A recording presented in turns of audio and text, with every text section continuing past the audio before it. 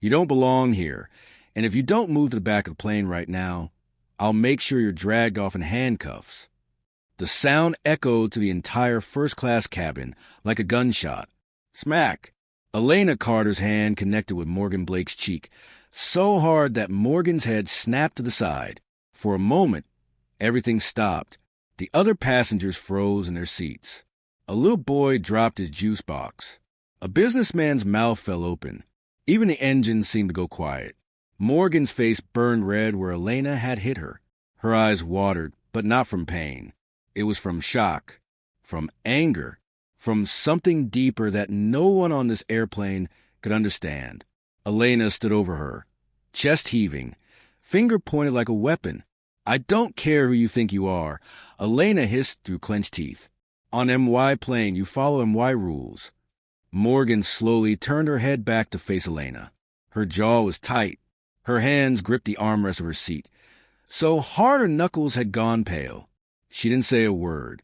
She just stared at Elena with eyes that seemed to see right through her. The silence stretched like a rubber band about to snap. A woman in seat 2B gasped and whispered to her husband, Did that flight attendant just hit that woman?" Elena's face was flushed red, but not from embarrassment, from rage, from something that had been building inside her all morning.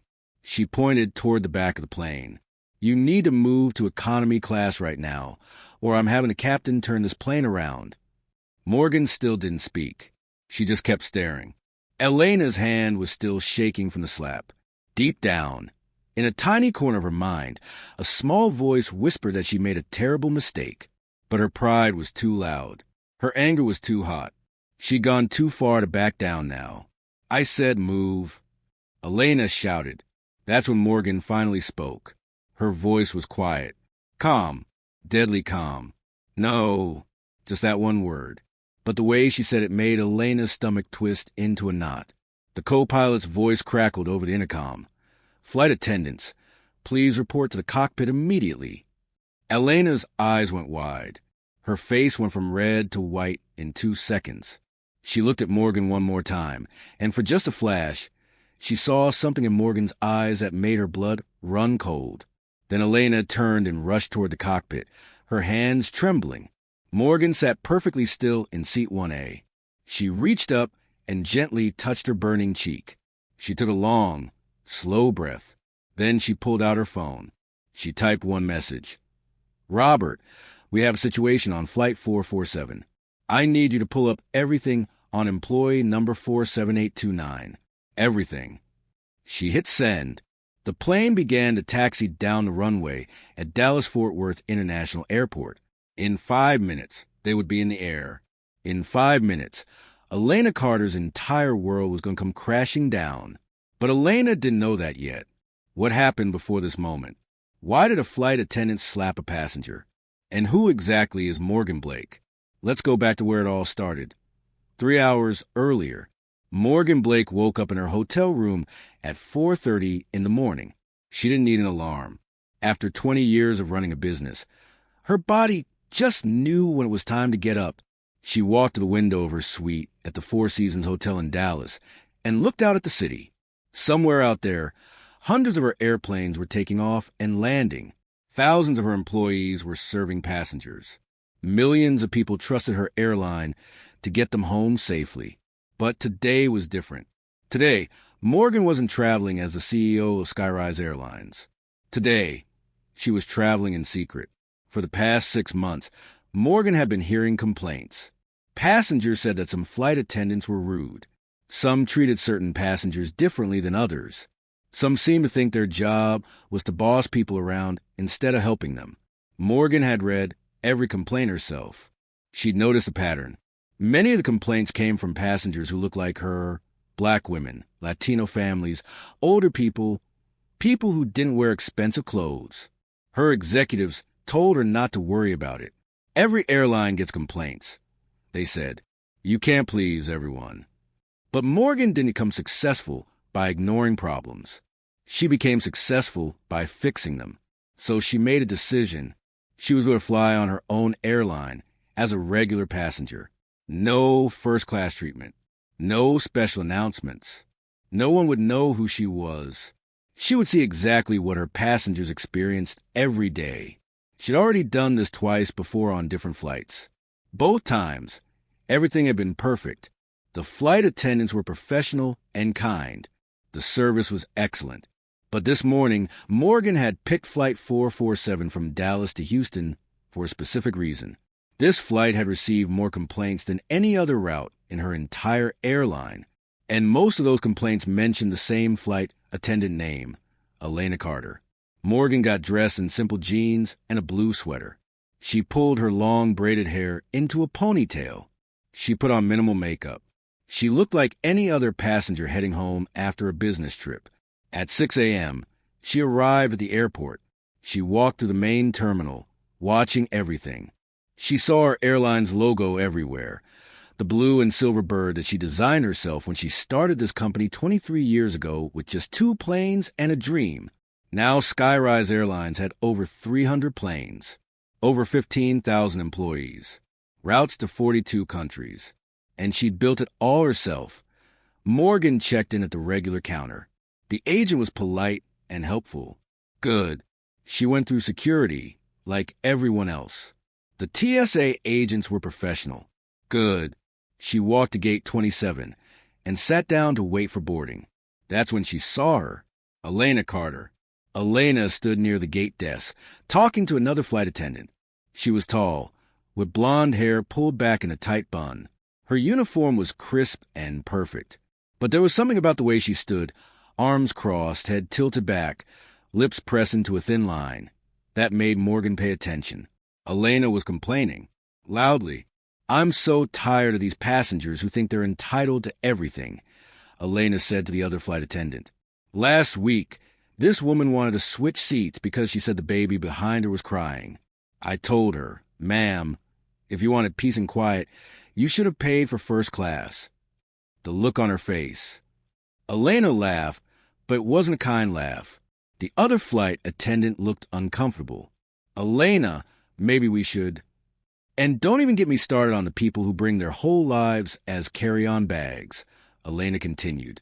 "If you can't afford checked baggage, maybe you can't afford to fly." Morgan's jaw tightened. She pulled out her phone and pretended to scroll, but she was listening to every word. "Flight 447 to Houston now boarding all passengers," the gate agent announced. Morgan stood up and got in line. She had a first-class ticket. She'd paid for it herself with a credit card that didn't have her company name on it. She wanted to see how first-class passengers were treated. She walked down the jet bridge and stepped onto the plane. And that's when everything started to go wrong. Elena stood at the entrance, greeting passengers with a smile that didn't reach her eyes. When Morgan stepped aboard, Elena's smile disappeared completely. "Excuse me," Elena said, blocking Morgan's path. "Can I see your boarding pass?" Morgan handed it over. Elena studied it for a long moment, her eyes narrowing. "This says seat 1A, first class." Elena looked Morgan up and down, taking in her simple clothes, her worn sneakers, her casual ponytail. "That's correct," Morgan said calmly. "There must be some mistake." Elena's voice had an edge to it. "Are you sure you didn't mean to book economy?" Morgan felt a familiar anger starting to burn in her chest, an anger she'd felt many times before in her life. But she kept her voice steady. "No mistake. That's my seat." Elena's lips pressed into a thin line. She scanned the boarding pass again, clearly hoping to find an error. When she didn't, she handed it back with obvious reluctance. "Fine. Seat 1A is to your left." Morgan walked to her seat and sat down. She could feel Elena's eyes on her back, burning with judgment. For the next 15 minutes, Morgan watched as Elena greeted other first-class passengers. When a white man in an expensive suit sat down in 1B, Elena's whole face lit up. "Good morning, sir. Welcome aboard. Can I get you some champagne? A warm towel? Let me help you with that bag." When an older white woman sat in 2A, Elena practically sparkled. "Ma'am, you look lovely today. That's a beautiful scarf. Would you like me to hang up your coat?" But when Morgan asked for a glass of water, Elena's smile vanished. "The beverage service starts after takeoff," Elena said coldly. "You'll have to wait." The man in 1B spoke up. Excuse me, but I just got champagne before takeoff. Elena's face flushed. That's different. That's complimentary for premium passengers. We're all in first class, the man said, confused. Aren't we all premium passengers? Elena ignored him and walked away. Morgan pulled out her phone and started typing notes. Everything she saw, everything she heard, she documented. This wasn't just about Elena anymore. This was about a systemic problem in her company, a problem that she was going to fix. The plane began to fill up. More passengers filed past. Elena was chatty and warm with most of them, but Morgan noticed something. Every time a passenger color walked by, Elena's smile got tighter. Her words got shorter. Her helpfulness disappeared.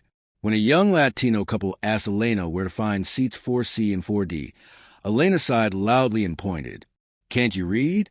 The numbers are right above the seats. When a black teenage boy with headphones walked past, Elena grabbed his arm. Excuse me, those need to go away during takeoff. Do you understand English? The boy looked startled. Yes, ma'am. I was just put them away. Now. Morgan's hands gripped her armrest tighter. Finally, all the passengers were seated. The cabin door closed. The captain made his announcement. Flight attendants, prepare for departure. Elena walked through first class one more time, checking seat belts. When she got Morgan, she barely glanced at her. But then Elena's eyes landed on Morgan's purse. It was sitting on the floor by Morgan's feet, exactly where Morgan had placed it after sitting down. It was a nice leather purse. Expensive, actually, though Elena wouldn't know that. Ma'am, Elena said sharply, that needs to go in the overhead bin. Morgan looked up. It's under the seat in front of me. It's not blocking anything. I don't care. Overhead bin. Now. The man in 1B leaned over. My briefcase is in the same spot. Why does hers need to move? Elena's face turned red. Sir, please mind your own business. I'm just saying that on this plane, passengers follow MY instructions. Elena's voice was rising. Morgan could have ended this right there. She could have said who she was. She could have called her head of operations. She could have had Elena removed from the flight in 60 seconds.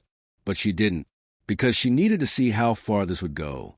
She needed to document everything. She needed proof. Fine, Morgan said quietly. She reached down to pick up her purse. And that's when it happened. As Morgan bent down, her hand brushed against Elena's leg. Barely, just a whisper of contact. But Elena jerked back like she'd been burned. Did you just touch me? Elena shouted. Morgan straightened up, purse in hand. I'm sorry, I was just... You do not put your hands on me. Elena's voice echoed through the cabin. Every passenger turned to look. I didn't mean to. I don't care what you meant. You assaulted me. That's ridiculous, Morgan said, her own voice rising now. I barely touched your leg by accident. Oh, so now I'm a liar? Elena's hands were shaking. Her face was twisted with rage. You people always think you can do whatever you want and then... Elena stopped, but those two words hung in the air like poison. You people. Morgan stood up. She was the same height as Elena, and she looked her straight in the eyes. What did you just say? Elena's mouth opened and closed. She knew she crossed the line. Everyone in first class knew it. The silence was deafening. But Elena's pride wouldn't let her back down. Her anger wouldn't let her apologize. 20 years of unchecked behavior, of treating certain passengers like they didn't belong, of thinking she was untouchable, it all came exploding out. You heard me. Elena hissed, I am sick of passengers like you who think a first-class ticket means you own the plane. You probably couldn't even afford that seat. You probably used miles or got an upgrade you didn't deserve. And now you're acting like you run this airline. Morgan's voice was ice cold. Sit down. You sit down. Elena screamed. And then Elena's hand flew through the air. Smack. The slap heard around the airplane. Now you know how it started. But the story is far from over. Elena Carter just made the biggest mistake of her life. Hit subscribe if you stand against disrespect and discrimination. Only people who support bullies would scroll past the story. The plane is about to take off. Elena has been called to the cockpit, and Morgan Blake is about to show Elena what happens when you slap the wrong person. What will happen next? The tension is just beginning. Elena Carter's hands wouldn't stop shaking as she walked toward the cockpit. Her heart pounded in her chest like a drum. Sweat formed on her forehead, even though the cabin was cold. She'd been a flight attendant for 12 years. 12 years. And in all that time, she'd never been called to the cockpit during boarding. Never. Something was wrong. Very wrong. Behind her, in seat 1A, Morgan Blake sat perfectly still. Her cheek still burned from the slap, but her face showed nothing. No tears. No anger. Just a calm, cold expression that would have terrified Elena if she'd seen it. Morgan looked down at her phone. 3 messages had already come through from Robert Chun, her director of operations. Robert, got your message. Pulling employee file now. Robert, oh no. Morgan, this employee has 47 complaints on file. 47. Robert, why wasn't she fired? Checking now. Morgan's jaw tightened. 47 complaints. That meant 47 passengers had been treated badly enough to take time out of their day to report it. And those were just the ones who complained. How many more had stayed silent? She typed back, "Don't do anything yet. Let me handle this my way." Then she opened her email and found the file Robert had sent. Elena Carter's complete employment history appeared on her screen. What Morgan saw made her blood boil. Elena had started with Skyrise Airlines 12 years ago. For the first 3 years, her record was clean. Good performance reviews. No complaints. She seemed like a model employee. But then something changed. 4 years ago, the complaint started. A passenger said Elena refused to help her find overhead bin space. Another said Elena rolled her eyes when asked for a pillow. Small things at first. Then the complaints got worse. 2 years ago, a black businessman reported that Elena had accused him of stealing headphones from the seat pocket, headphones that came with every first-class seat. She'd made him empty his pockets in front of everyone to prove his innocence. 18 months ago, an elderly Asian woman reported that Elena had spoken to her loudly and slowly, as if she couldn't understand English. The woman was a retired professor who'd been born in Texas and spoke perfect English. Last year, a Muslim woman reported that Elena had asked her to move to the back of the plane because her headscarf was making other passengers uncomfortable. There were no other passengers nearby. Complaint after complaint after complaint. And yet Elena was still working, still flying, still treating passengers however she wanted. Morgan scrolled to the bottom of the file and found her answer.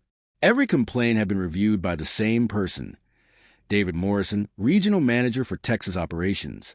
And every single complaint had been dismissed. Passenger was probably confused. No evidence to support claim. Flight attendant has long record of service. Passenger may be exaggerating. Morgan's hands gripped her phone so tight she thought the screen might crack. David Morrison. She'd met him twice. A middle-aged white man who smiled too much and always talked about the good old days of flying. She made a mental note.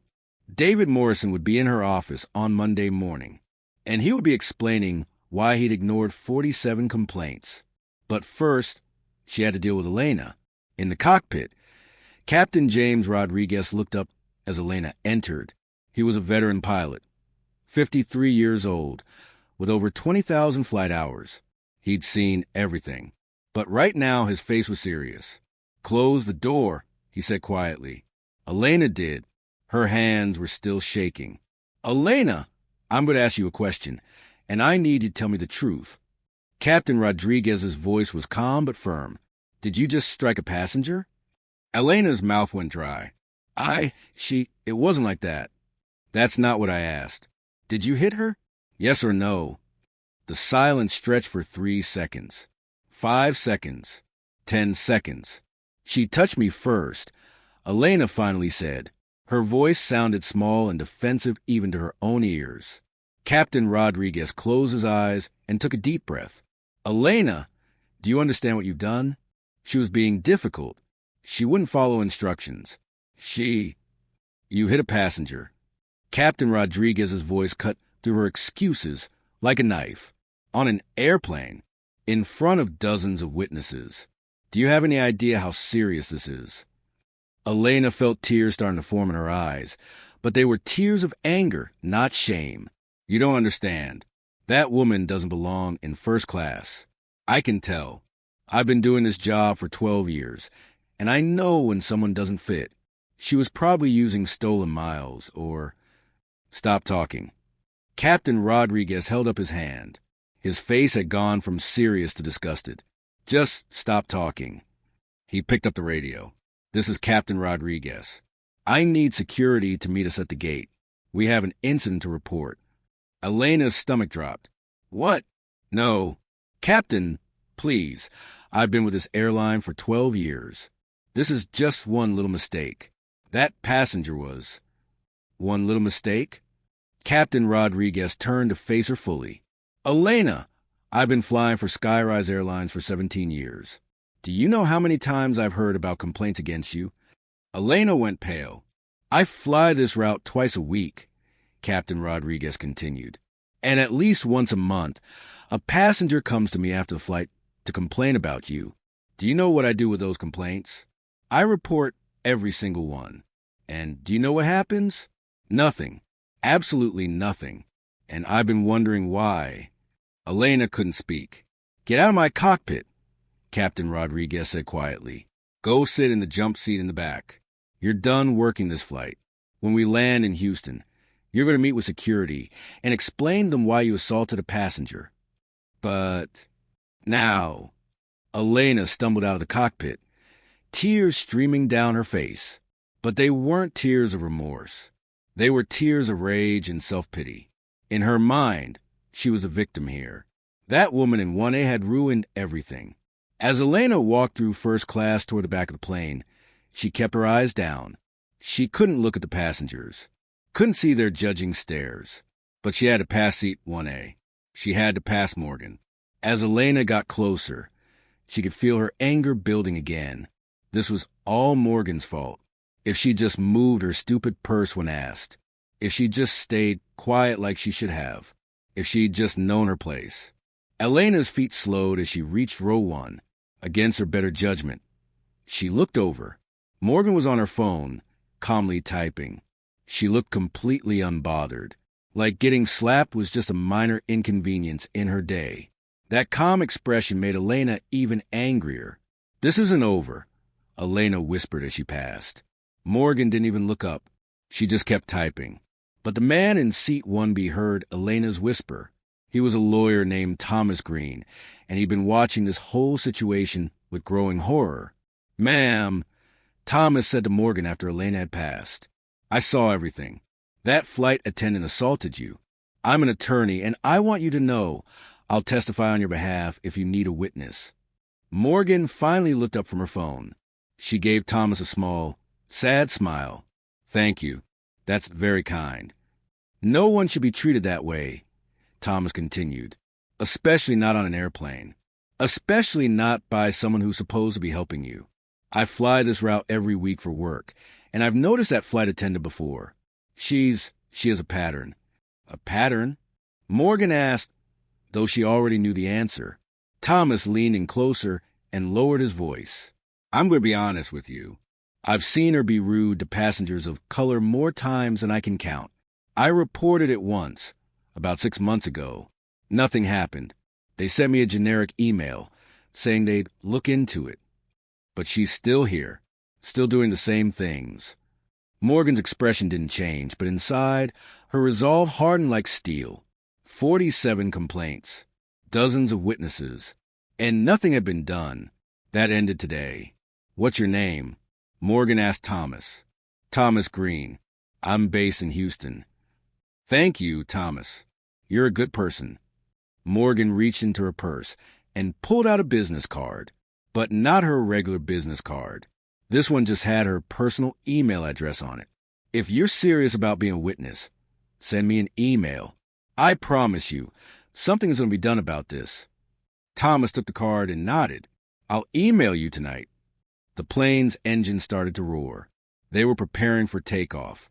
Over the intercom, Captain Rodriguez's voice came through. "Ladies and gentlemen, this is your captain speaking. We apologize for the delay. We'll be taking off in just a moment. Flight attendants, please be seated." In the back of the plane, Elena sat in the jump seat, strapped in, staring at the floor. Her mind raced with excuses, justifications, and plans. She'd call her union representative the moment they landed. She'd explain that the passenger had been aggressive. She'd say she felt threatened. She'd make them understand.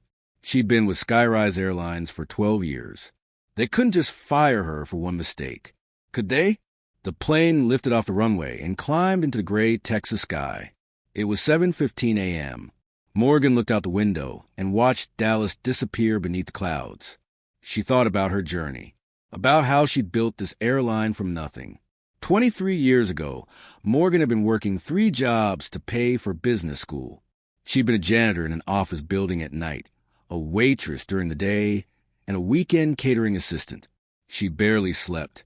She lived on ramen noodles and instant coffee. But she had a dream. She'd been on an airplane once as a child, flying from Texas to visit her grandmother in Georgia.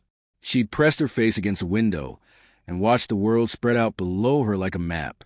In that moment, she'd felt free. She'd felt like anything was possible. She wanted other people to feel that way too. So she started small. She bought one used airplane with a loan that took her 15 years to pay off. She hired 3 employees. She flew one route, Dallas to Houston. People told her she was crazy. Black women didn't own airlines, they said. The industry was too expensive, too complicated, too competitive. She'd fail within a year. But Morgan didn't fail. She worked harder than anyone else. She treated her employees with respect. She treated her passengers like family. And slowly, impossibly, her tiny airline grew. 1 plane became 2. 2 became 5. 5 became 20. Now Skyrise Airlines had over 300 planes and flew all over the world. Morgan had built something extraordinary. But somewhere along the way, while she was focused on expansion and profits and stock prices, something had gone wrong. People like Elena Carter had slipped through. People like David Morrison had stopped caring. The culture she'd built, the culture of respect and dignity, had been corrupted. That ended now. Morgan opened her phone and typed another message to Robert. "When we land, I need you to assemble an emergency meeting. I want HR director, legal counsel, and all regional managers on a video call by 10 a.m. No excuses. No delays. Tell them the CEO demands their presence." Robert responded immediately. "Done." "Morgan, are you okay?" Morgan touched her cheek. It still hurt. But the physical pain was nothing compared to betrayal she felt. 47 passengers had complained about Elena. 47 people had trusted Morgan's airline to get them safely to their destination. And instead they'd been humiliated, dismissed, and discriminated against. She let them down. "I'm fine," Morgan typed back. "But a lot of people are about to have a very bad day." The flight to Houston was only 55 minutes. Under normal circumstances, it was barely enough time for a drink service. But these weren't normal circumstances. 10 minutes into the flight, another flight attendant named Sarah Martinez came to first class to do the beverage service. Sarah was young, maybe 25, with kind eyes and a nervous smile. "Good morning, folks," Sarah said warmly. "Can I get anyone something to drink?" She made her way down the aisle, taking orders, laughing at jokes, being exactly what a flight attendant should be. When she got to Morgan, Sarah's smile faltered for just a second. She'd clearly heard about the incident. Probably the whole crew had. "Ma'am," Sarah said quietly, "I am so sorry about what happened. That was completely unacceptable. Is there anything I can get you? Anything at all?" Morgan looked at this young woman who was probably terrified of losing her job just for being associated with this flight. "What's your name?" "Sarah. Sarah Martinez." "How long have you been with Skyrise Airlines, Sarah?" 2 years. It's my first job out of college." "I love it." Sarah paused. "Well, usually I love it. Have you ever witnessed Elena treating passengers badly before?" Sarah's eyes darted around, checking if anyone was listening. She leaned in close. "Ma'am, I probably shouldn't say this, but yes, many times. I've reported it. Other flight attendants have reported it, but nothing ever happens. She's protected somehow. Some of us think it's because she's been here so long, or maybe she knows someone important. We've kind of just accepted it. And I hate that. I hate that we've normalized it." Morgan nodded slowly. "Sarah, you seem like a good person. Can I give you some advice?" "Of course. Never accept cruelty as normal. Never let bad behavior continue just because it's easier than fighting it. The moment you accept it, you become part of the problem." Sarah's eyes filled with tears. "You're right. I should have done more. I should have—" "You did what you could within a broken system," Morgan said gently. "But the system is about to change. I promise you that." Sarah wiped her eyes and smiled. "Thank you. Can I get you something to drink?" "Just water, please." As Sarah walked away, the man in 1B, Thomas the lawyer, leaned over again. "You handled that well. A lot of people would have been screaming for a lawyer by now, or posting angry videos on social media." Morgan smiled. "I'm playing a longer game." "What do you mean?" "You'll see." In the back of the plane, Elena sat in the jump seat, her mind spiraling. Through the galley curtain, she could hear Sarah taking drink orders in first class. She could hear passengers laughing and chatting. Life was going on like normal for everyone else. But Elena's life was falling apart. Her phone buzzed in her pocket. She pulled it out and saw a text from David Morrison, her regional manager, the man who protected her all these years. "David, just heard about an incident on your flight. Call me the second you land. Don't talk to anyone until we speak." Elena felt a tiny spark of hope. David would help her. He always did. He understood that passengers these days were too sensitive, too quick to complain, too entitled. He'd make this go away, just like he'd made all the other complaints go away. Elena typed back, "Okay, thank you." She put her phone away and closed her eyes. 55 minutes. She just had to survive 55 minutes, and then David would fix everything. She had no idea that David Morrison was about to have the worst day of his career. She had no idea that by the time this plane landed, her entire world would have changed. She had no idea that the woman in seat 1A wasn't just any passenger. The plane began its descent into Houston. Captain Rodriguez's voice came over the intercom. "Flight attendants, prepare for landing." Morgan looked out the window at Houston spreading out below. Her headquarters was in this city. Her life was in this city. Everything she'd built started here. She pulled out her phone one more time and opened her email. She started typing a message to her entire executive team. Subject: Emergency company-wide investigation. Effective immediately. We are conducting a complete review of our passenger complaint system. I want every complaint from the past 5 years pulled and analyzed. I want to know why complaints were dismissed. I want to know who dismissed them. I want to know if there are patterns we missed. By Friday, I want a full report on my desk. And I want recommendations for systemic changes to ensure this never happens again.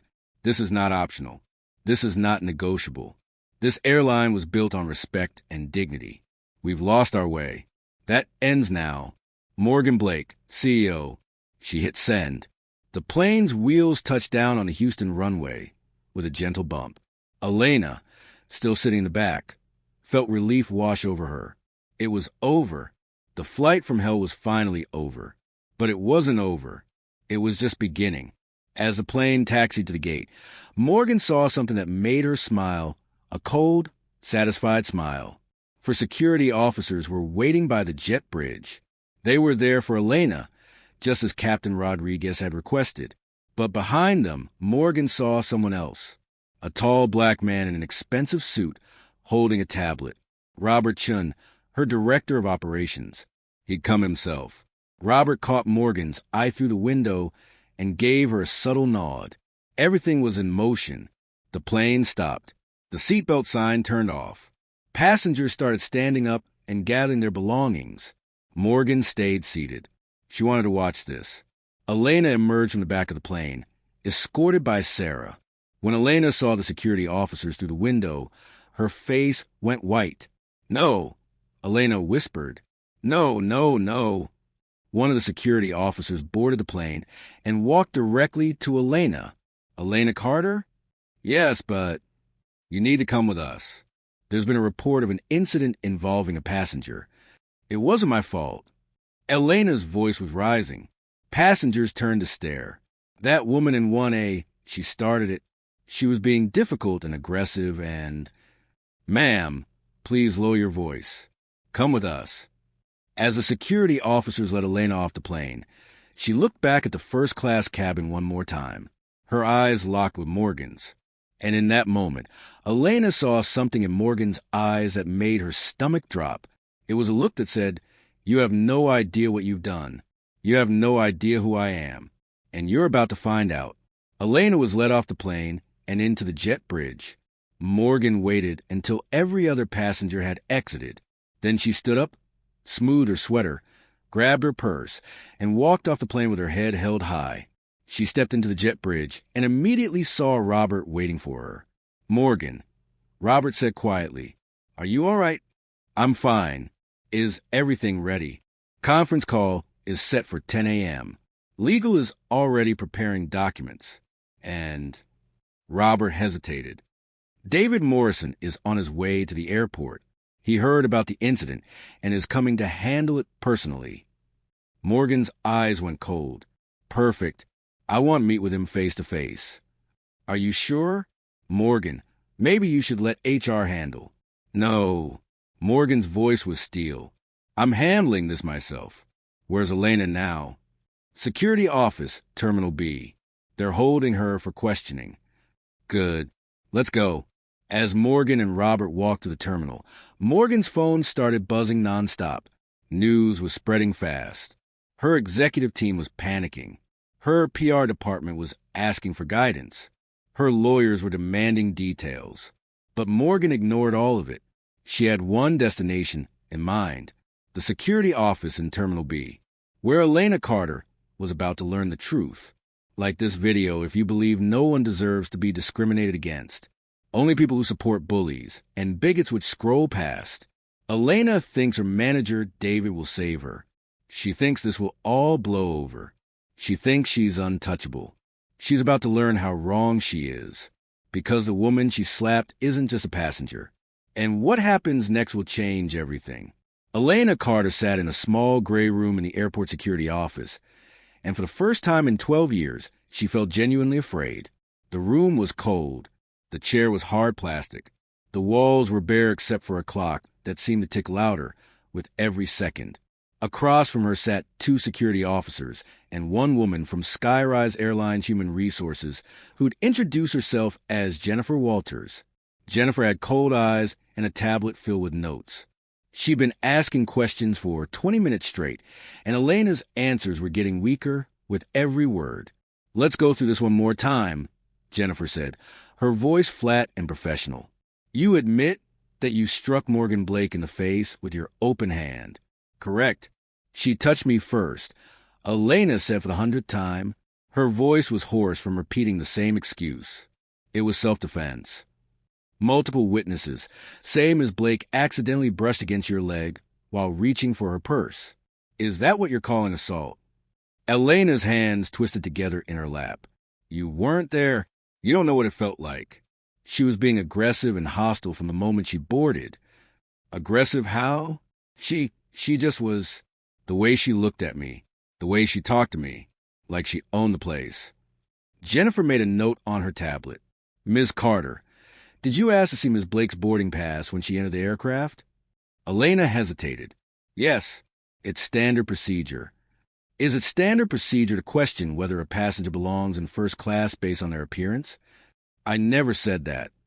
3 passengers reported hearing you suggest that Ms. Blake had made a mistake booking first class, that you implied she should be in economy." Elena's face flushed red. "That's not what I meant. They misunderstood." "Did you or did you not say the words 'you people' during your confrontation with Ms. Blake?" The room went silent. The clock ticked. Elena could hear her own heartbeat pounding in her ears. I don't remember, Elena whispered. You don't remember? Jennifer's voice dripped with disbelief. Ms. Carter, that was less than 2 hours ago. How do you not remember if you used those specific words? It was a heated moment. I was upset. People say things when they're upset. Yes, they do, Jennifer agreed. And what people say when they're upset often reveals what they really think. Elena felt tears starting to form. Not tears of guilt or shame. Tears of frustration. This wasn't fair. That woman in 1A had ruined her life, and now everyone was acting like Elena was some kind of monster. Where's David? Elena asked suddenly. David Morrison is my regional manager. He said he was coming. I want to speak to him before I answer any more questions. Jennifer's expression didn't change. Mr. Morrison is currently in a meeting. He'll be available later. Then I want my union representative. You're welcome to call them. But Ms. Carter, I want to be very clear with you. This isn't just an internal HR matter anymore. You committed assault on an aircraft. That's a federal offense. The FBI has been notified. Elena's entire body went cold. The FBI? Assaulting crew members or passengers on an aircraft is a federal crime under 49 U.S. Code Section 46506. It carries a penalty of up to 20 years in prison. Now, in your case, you are crew, but you assaulted a passenger, which may fall under different statutes. Regardless, this is serious. But it was just a slap. It wasn't. I didn't mean to. For the first time, Elena's excuses died in her throat. The reality of what she'd done was finally breaking through her wall of denial. I think, Jennifer said quietly, that you should stop talking and call a lawyer. This conversation is over. Elena sat frozen as Jennifer stood up and left the room. One security officer remained, standing by the door. Elena pulled out her phone, arms crossed, shaking hands.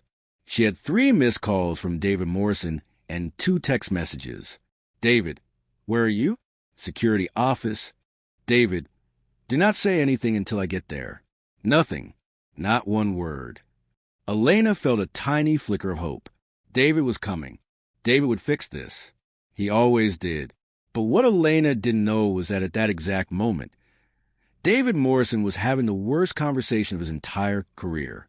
In a private conference room 3 floors above the security office, David Morrison sat across from a woman he'd never met before. She was black, about 45 years old, with braided hair pulled into a ponytail. She wore simple jeans and a blue sweater. She had a red mark on her left cheek that was starting to fade. David had assumed she was someone from HR, maybe a lawyer. She'd been sitting quietly when he arrived, and she'd simply gestured for him to sit down. Mr. Morrison, the woman said calmly, thank you for coming so quickly. Of course, David said, putting on his best professional smile. I understand there was an incident on Flight 447 this morning.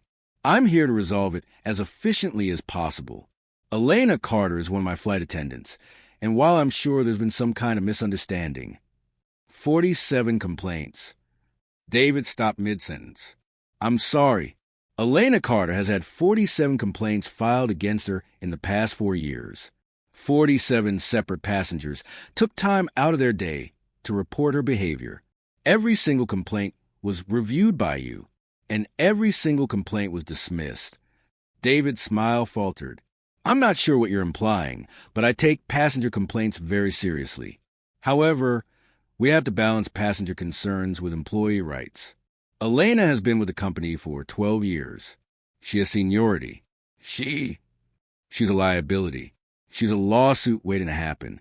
She's the exact opposite of everything this airline claims to stand for, and you protected her. David's face hardened. Now, wait just a minute. I don't know who you think you are, but I don't appreciate being ambushed with accusations. I want to speak with whoever's in charge here. I want to speak with senior management about. You're speaking to her right now. David blinked. Excuse me. The woman stood up and extended her hand. Morgan Blake, CEO of Skyrise Airlines. The woman your flight attendant slapped this morning. David's face went from red to white in 2 seconds flat. His mouth opened. No words came out. Morgan didn't sit back down. She stood there, hand extended, waiting. Finally, David's brain caught up with his body. He stood up so fast his chair fell backward. He shook Morgan's hand with trembling fingers. "Ms. Blake, I had no idea. I'm so sorry. If I'd known you were on that flight." "Then what? You would have treated me differently than you'd treat any other passenger." Morgan's voice was sharp as a knife. "Is that what you're saying, David?" "No, I just meant this is a terrible situation, and I want you to know that Elena will be disciplined appropriately. I'll personally ensure her." "Sit down, David." It wasn't a request. David sat. Morgan remained standing. She paced slowly around the room, like a lawyer addressing a jury. "I'm going to tell you a story, David. 23 years ago, I bought my first airplane with a loan that took me 15 years to pay off. Do you know what the loan officer said to me when I applied?" David shook his head, too terrified to speak. He said, "Sweetheart, maybe you should start with something smaller, like a food truck."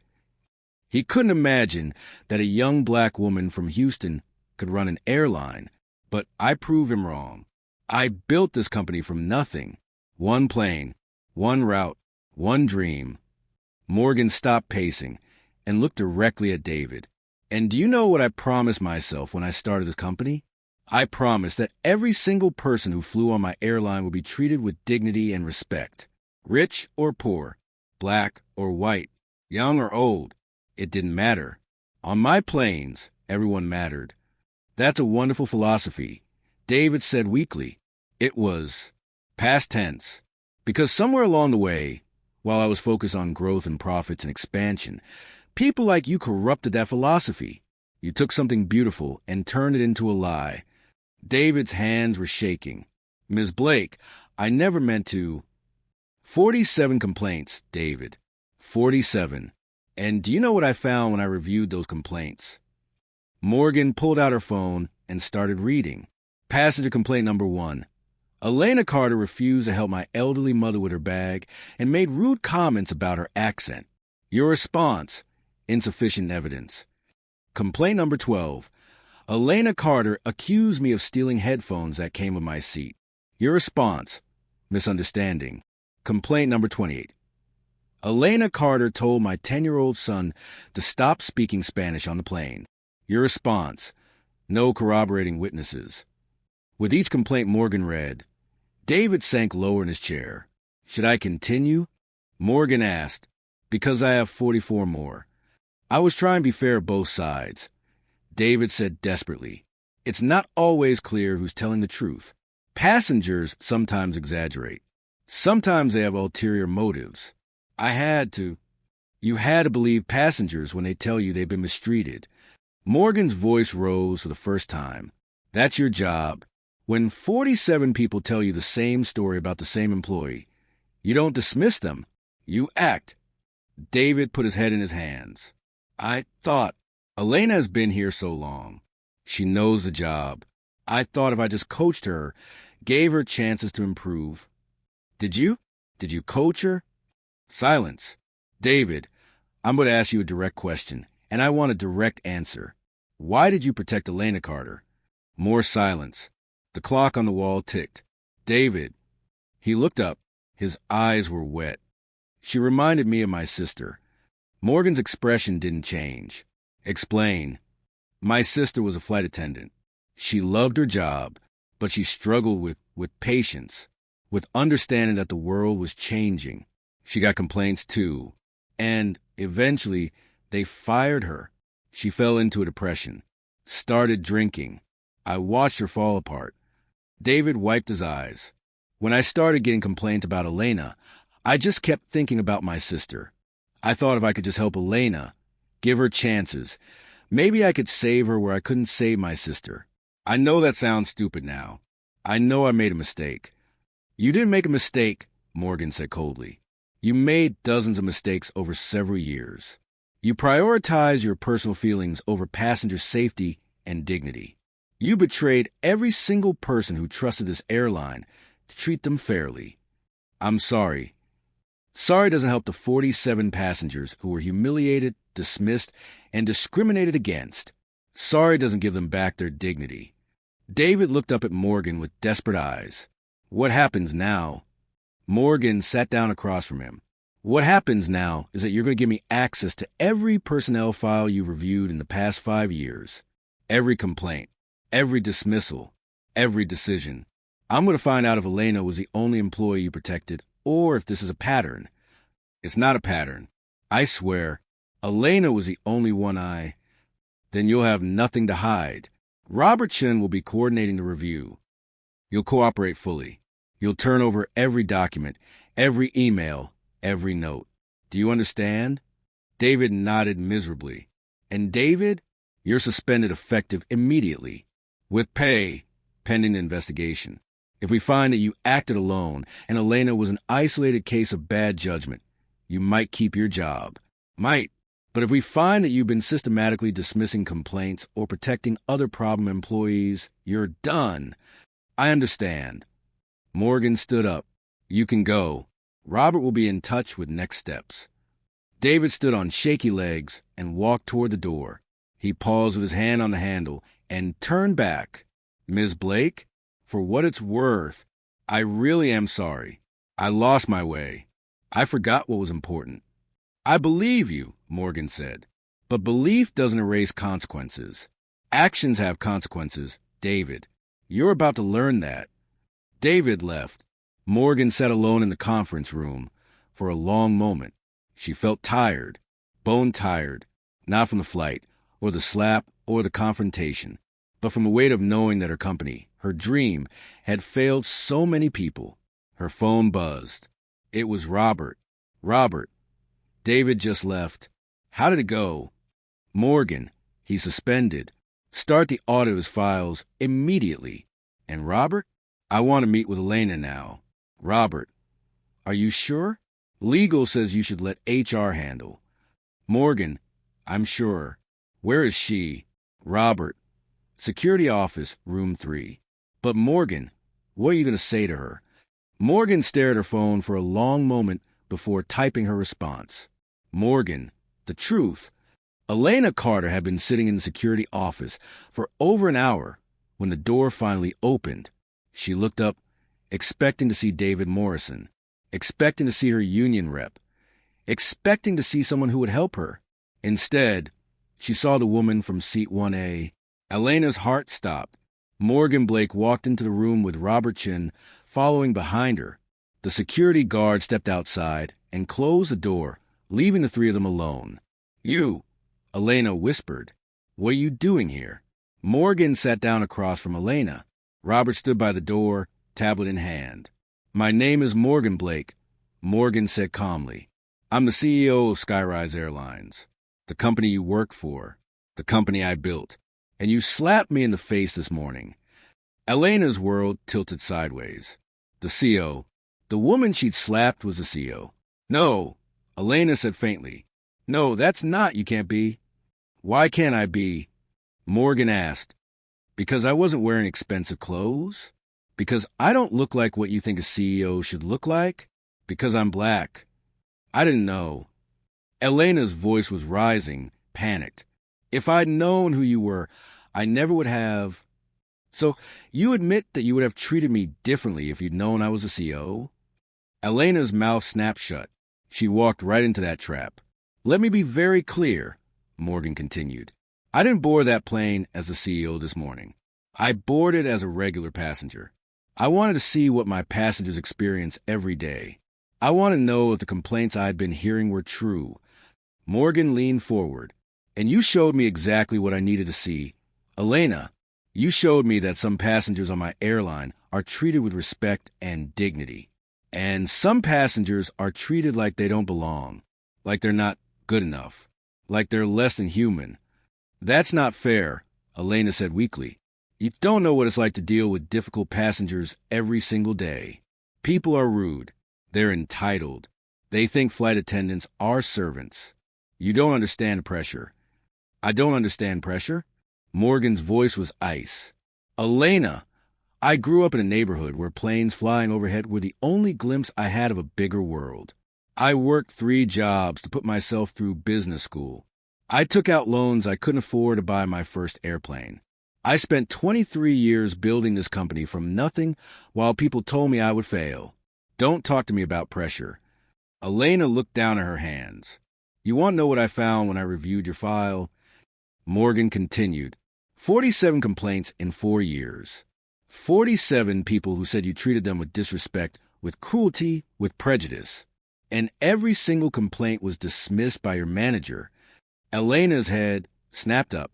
David dismissed them because he knows passengers lie sometimes. He knows I'm a good employee.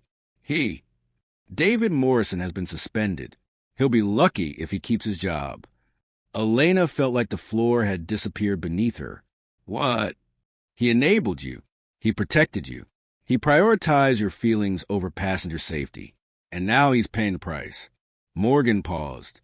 Just like you're about to pay the price. You can't fire me, Elena said desperately. I have rights. I have a union. You can't just... You're right.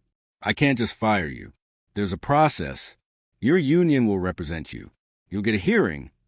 Morgan's eyes were cold. But Elena, you committed assault on an aircraft. That's not just an HR issue. That's a federal crime. The FBI has been notified. You might face criminal charges. Elena's face went white. No, please. I have a mortgage. I have bills. I can't go to jail. Please, Ms. Blake, I'm begging you. I made a mistake. One mistake in 12 years. Everyone deserves a second chance. 47 passengers deserve better than what you gave them. Where was their second chance? Elena was crying now. Real tears, not tears of anger or self-pity. Tears of genuine terror. Please, I'll do anything. I'll apologize. I'll take sensitivity training. I'll accept a suspension. Just please don't press charges. Please don't destroy my life. Morgan looked at this woman who'd caused so much pain. This woman who'd slapped her just hours ago. This woman who still didn't seem to understand the real problem. Elena, Morgan said quietly, why did you do it? Why did you treat certain passengers differently? I didn't. Don't lie. Not now. Not to me. I need to understand. Was it conscious? Did you wake up every day and decide to be cruel? Or was it something else? Elena wiped her eyes. For a long moment, she didn't speak. Then finally, quietly, she said, I don't know. Some passengers feel wrong. Like they don't fit. Like they're trying to be something they're not. And it makes me angry. I don't know why. It just does. Morgan nodded slowly. That's called prejudice. Elena, that feeling that someone doesn't belong based on how they look or sound or dress, that's the definition of prejudice. And when you act on those feelings, it becomes discrimination. I'm not a racist, Elena said desperately. I have black friends. I voted for her. I don't care who your friends are or who you voted for. I care about your actions. And your actions have shown repeatedly that you treat people differently based on their race, their class, their appearance. That's racism, Elena, even if you don't want to call it that. Elena put her head in her hands and sobbed. Morgan stood up. Here's what's going to happen. You're terminated from Skyrise Airlines, effective immediately. Your union can appeal, but given the evidence, including video footage from the plane and testimony from dozens of witnesses, the termination will stand AS for criminal charges. That's up to the FBI and the U.S. Attorney's Office. I'll cooperate fully with their investigation. You're ruining my life, Elena whispered. No, Morgan said firmly. You ruined your own life the moment you decided that some passengers were worth more than others. The moment you let your prejudice override your professionalism. The moment you raise your hand to strike someone who'd done nothing wrong. Morgan walked to the door, then paused and looked back. Elena, I actually do hope you get help. I hope you figure out why you harbor so much anger toward people who are different from you. I hope you become a better person. But you won't be doing that at my airline. Morgan and Robert left the room. Elena sat alone, her career destroyed, her future uncertain, her world crumbling around her. And for the first time, she began to understand the weight of her choices. Outside the security office, Robert turned to Morgan. That was intense. Are you okay? Morgan touched her cheek. The red mark was almost gone now. I'm fine. But Robert, this isn't over. Elena was just one symptom of a bigger disease.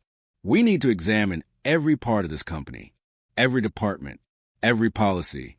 We need to make sure this never happens again. Agreed.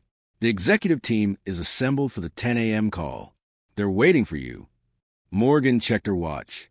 9:47 a.m. Good. Let's go make some people very uncomfortable. They walked through the airport toward the Skyrise Airlines executive offices. As they walked, Morgan's phone buzzed with dozens of messages.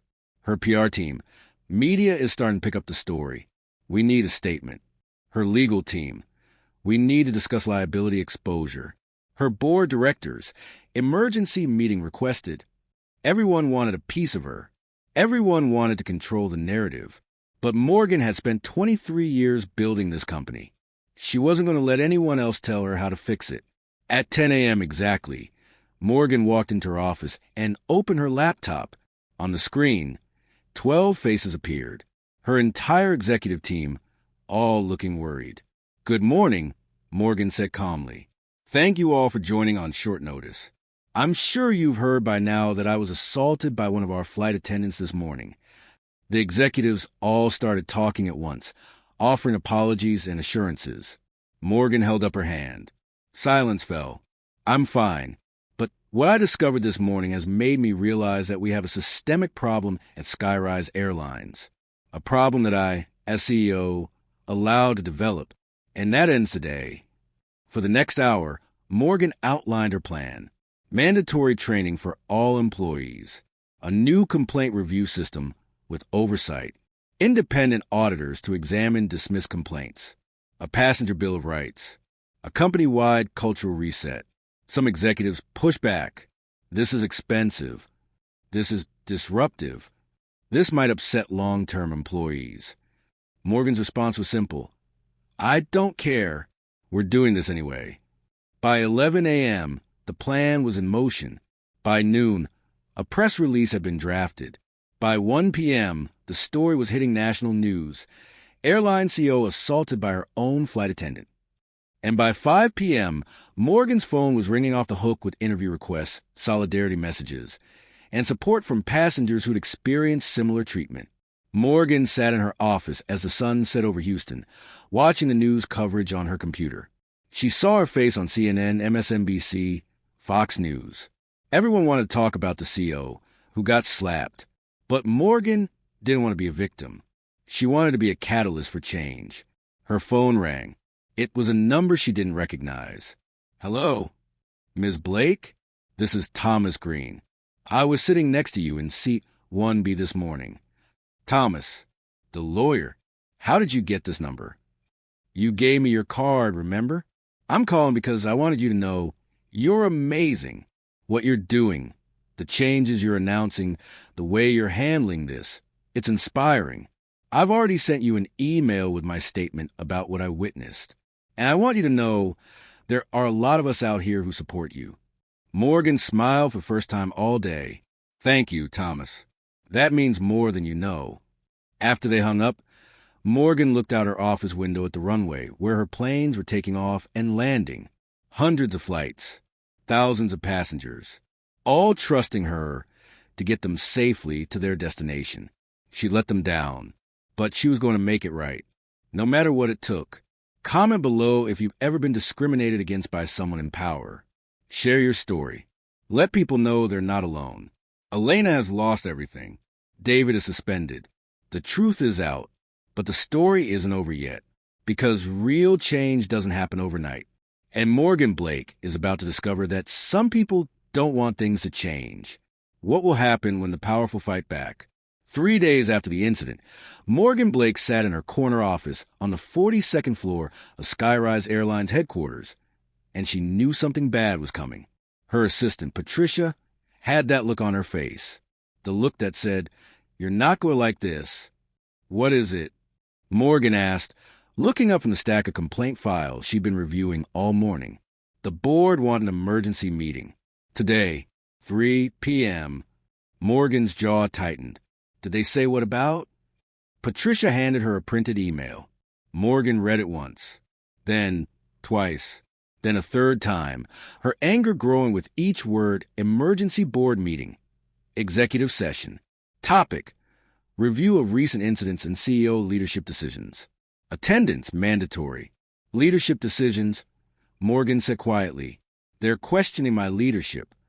It gets worse, Patricia said. She handed Morgan another document. This was filed this morning. It was a lawsuit. Elena Carter v. Skyrise Airlines and Morgan Blake. Morgan scanned the document, her disbelief growing with each paragraph. Elena was suing for wrongful termination, emotional distress, and defamation. She was claiming that Morgan had publicly humiliated her, that Morgan had destroyed her reputation without due process, that the entire incident had been exaggerated. The lawsuit was asking for $12 million. She slapped me, Morgan said, her voice dangerously calm. She assaulted me on an aircraft in front of witnesses. And now she's suing me. Her lawyer is Bernard Fitzpatrick, Patricia said. He's known for taking impossible cases and somehow winning. He specializes in making victims look like villains. Morgan set the lawsuit down carefully, like it might explode. Who's representing her? Who's paying for Bernard Fitzpatrick? Patricia hesitated. We don't know yet. But Morgan, there's something else. The media narrative is starting to shift. She turned on the TV in Morgan's office. A news anchor was speaking. Questions being raised about whether Skyrise Airline CEO Morgan Blake handled the situation appropriately. Some are asking, did she use her power to destroy a long-term employee over a single incident? Elena Carter's attorney released a statement this morning calling the termination a rush to judgment and describing his client as a dedicated 12-year employee who made one mistake in a moment of stress. Morgan felt sick. They're making her the victim. It gets worse, Patricia said again. She pulled up a social media feed on her tablet. There's a hashtag trending. Hashtag stand with Elena. People are saying you're too powerful, too rich, too vindictive. They're saying you could have handled this privately, but instead chose to publicly destroy a working-class woman. Morgan scrolled through the posts. Most were from people who didn't know the full story. People who saw a powerful CEO versus a flight attendant and automatically sided with the underdog. But some posts were different. Some were clearly coordinated. Same talking points. Same language. Same message. Morgan Blake is out of control. Someone's organizing this, Morgan said. This isn't organic. Her phone rang. It was Robert Chun.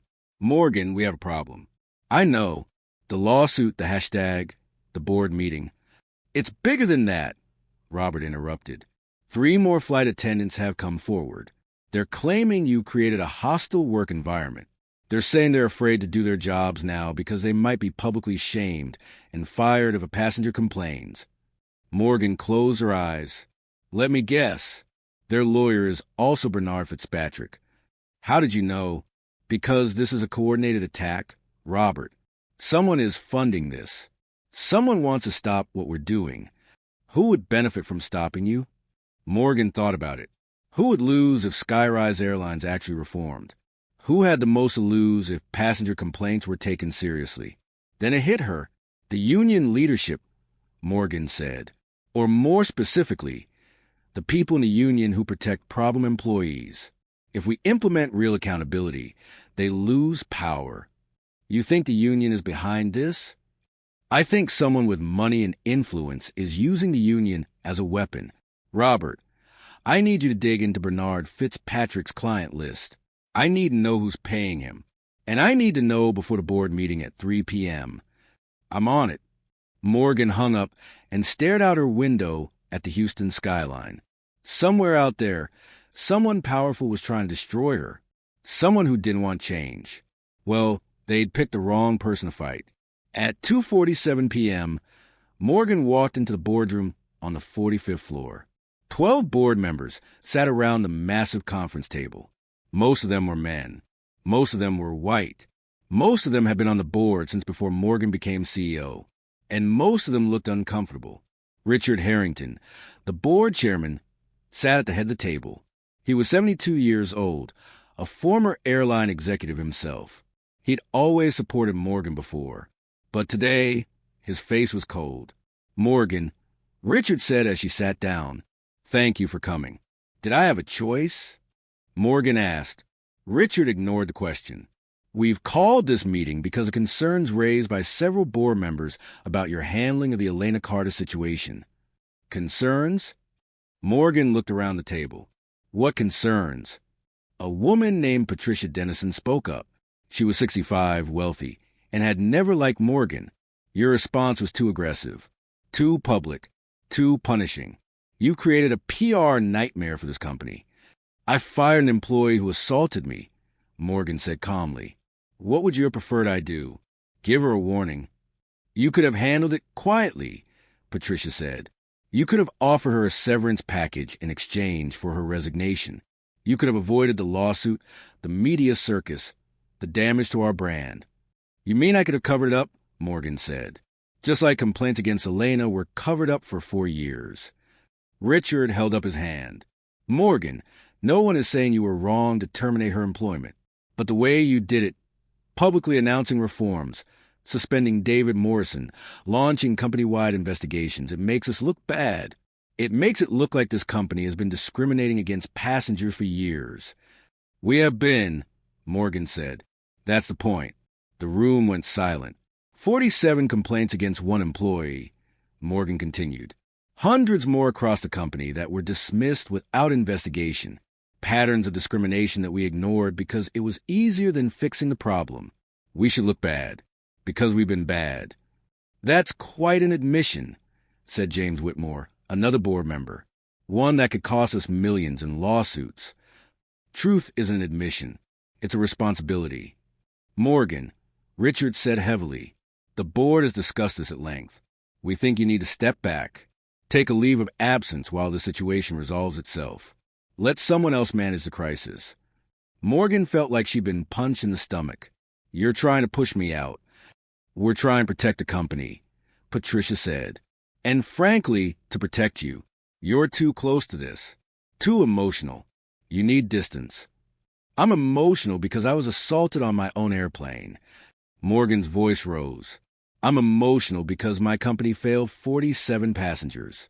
I'm emotional because people I trusted covered up discrimination for years. And you think the solution is for me to step aside?" "The solution is for cooler heads to prevail," Richard said. Morgan stood up. She looked at each board member, one by one. Some met her eyes. Most looked away. "Let me be very clear," Morgan said. "I'm not stepping aside. I'm not taking a leave of absence. I'm not backing down. I built this company from nothing. I own 38% of the stock, and I'm not going anywhere." "Morgan, you want to remove me? Call a vote. Right now. Let's see who sides with accountability and who sides with protecting the status quo." The room was silent. Board members shifted uncomfortably. Richard finally spoke. "We don't want to call a vote, Morgan.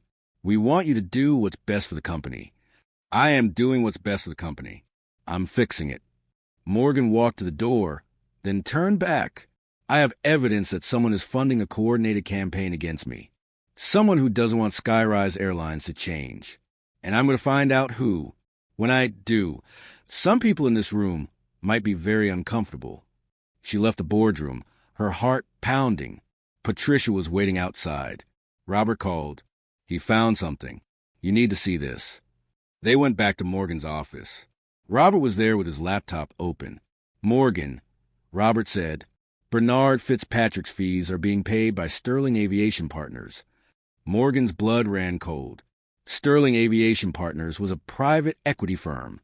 They owned pieces of several airlines, including 7% of Skyrise Airlines. "They're shareholders," Morgan whispered. "And they've been trying to buy more shares for 6 months," Robert said. "If they can drive down the stock price, force you out, install their own CEO, they can take over my company." This wasn't just about Elena Carter anymore. This was about power, money, control, and Morgan Blake was standing in their way. Subscribe if you believe the truth matters more than profit. Only cowards who support corruption would scroll past. Morgan Blake didn't sleep that night. She sat in her home office, surrounded by documents, laptop glowing in the darkness, piecing together the puzzle. Sterling Aviation Partners wasn't just funding Elena's lawsuit. They were funding everything. The coordinated social media campaign, the 3 flight attendants who suddenly came forward, the news stories questioning her leadership, all of it traced back to one source. At 6 a.m., Morgan's phone rang. It was Thomas Green, the lawyer from Seat 1B. "Ms. Blake, I hope I'm not calling too early. I've been up all night," Morgan said. "What is it?" "I did some digging. Sterling Aviation Partners. They tried the same thing 2 years ago with Coastal Airways. Manufactured a crisis, drove down stock price, forced out the CEO, then bought the company for pennies on the dollar. They've done it 3 times. Morgan felt her resolve harden like steel. "Not this time." "What are you going to do?" "I'm going to fight back." "Thomas, how would you like to represent Skyrise Airlines? Real job, real salary, starting immediately." There was a pause. "Then when do I start?" "Now." At 9 a.m., Morgan called an emergency press conference. Every major news outlet showed up. The room was packed with cameras and reporters. Morgan walked to the podium. She wore a navy blue suit. Professional, powerful, unshakable. "Good morning. 3 days ago, I was assaulted by one of my own flight attendants. Today, I'm being sued by that same flight attendant for $12 million. And yesterday, my own board of directors suggested I step aside." The reporters leaned forward, sensing a story. "I'm here to tell you why I'm not stepping aside. And I'm here to tell you the truth about what's really happening." For the next 20 minutes, Morgan laid it all out. The 47 dismissed complaints. David Morrison's pattern of protecting Elena. The systemic failures in the complaint system. The evidence of discrimination. Then she dropped the bomb. "I'm also here to tell you that Sterling Aviation Partners, a private equity firm that owns 7% of Skyrise Airlines, has been funding a coordinated campaign to remove me as CEO. They're paying for Elena Carter's lawsuit. They're paying for the social media attacks. They're orchestrating this entire crisis." The room exploded with questions. Morgan held up her hand. "I have evidence. Emails, financial records, a paper trail that connects Sterling Aviation Partners to Bernard Fitzpatrick, to social media consultants, to PR firms. They want to destroy my reputation, tank our stock price, and take over this company." She pulled up a slide on the screen behind her. Bank transfers, email chains, contracts, all of it documented. But here's what they didn't count on. They didn't count on passengers standing up and telling their own stories. Since this incident became public, I've received over 3,000 emails from passengers who experienced discrimination on airlines, not just mine, but others too. People who were told they didn't belong. People who were treated as less than human. Morgan's voice grew stronger. "This isn't just about me. This isn't just about Elena Carter. This is about an entire industry that has allowed bad behavior to flourish because it was easier than confronting it. That ends now." She looked directly into the cameras. "I'm not stepping down. I'm not backing away. I'm doubling down. Skyrise Airlines will become the gold standard for passenger rights and employee accountability. And if Sterling Aviation Partners doesn't like it, they can sell their shares." The press conference ended with thunderous questions, but Morgan walked away without answering any of them. She'd said what needed to be said to BY Noon. The story had changed completely. CEO exposes corporate takeover attempt. Read the headlines. Private equity firm tried to weaponize discrimination. Lawsuit, said another. Social media turned on Sterling Aviation Partners. The hashtag #StandWithElena disappeared. A new hashtag emerged. #StandWithMorgan. At 2 p.m., Sterling Aviation Partners released a statement denying everything. But the evidence was overwhelming. Their stock price began to fall. At 4 p.m., Bernard Fitzpatrick withdrew from Elena Carter's case. Without his representation, and without Sterling's funding, Elena's lawsuit collapsed. At 6 p.m., Richard Harrington called Morgan. The board would like to issue an apology. We were wrong to question your leadership. Morgan's response was simple. 3 board members need to resign. The ones who knew about Sterling's involvement. You have 24 hours. By 8 p.m., all 3 had resigned. 2 weeks later, Morgan stood in front of every Skyrise Airlines employee. 15,000 people on a video call. We failed, she said simply. We failed passengers who trusted us. We failed employees who wanted to do the right thing, but were blocked by a broken system. We failed ourselves. She paused, letting the words sink in. But failure isn't the end. Failure is the beginning of change. Today, I'm announcing new policies. Every complaint will be reviewed by an independent committee. Every employee will receive mandatory anti-discrimination training. Every passenger will have access to a direct hotline to report problems. And every year, I will personally fly on random flights, unannounced, to see what our passengers experience. 15,000 faces watched her through their screens. Some of you won't like these changes. Some of you will think they're too much. If you feel that way, I respect your right to work elsewhere. But if you stay with Skyrise Airlines, you're committing to excellence, to dignity, to treating every single person who boards our planes like they matter, because they do. The call ended with mixed reactions. Some employees applauded. Some looked worried. Some looked angry. Morgan didn't care. Change was never easy, but it was always necessary. 1 month after the incident, Morgan received a letter. It was from Elena Carter. Ms. Blake, I've spent the past month in therapy. My therapist helped me understand something I didn't want to face. I was wrong. Not just about you, about everything. I treated people badly because I thought I had the right to judge who belonged and who didn't. I let my prejudices control my actions. I hurt people. I'm ashamed. I'm not asking for my job back. I don't deserve it. But I wanted you to know that I'm trying to be better. I'm trying to understand why I became the person I became. Thank you for not pressing charges. I know you could have. Thank you for giving me the chance to learn from this, even though I didn't deserve your mercy. I'm sorry. Elena. Morgan read the letter twice. Then she wrote back. Elena, thank you for your honesty. Growth is painful, but it's possible. I hope you continue your journey. We all have prejudices. The question is whether we're brave enough to confront them. I wish you well. Morgan Blake. 6 months later, Skyrise Airlines won the Best Customer Service award from the International Air Transport Association. Passenger complaints dropped by 78%. Employee satisfaction increased by 42%. Morgan Blake appeared on the cover of Time magazine, the CEO who wouldn't back down. And on a Tuesday morning in March, Morgan boarded Flight 447 from Dallas to Houston. Seat 1A, just another passenger. The flight attendant, a young woman named Sarah Martinez, greeted her warmly.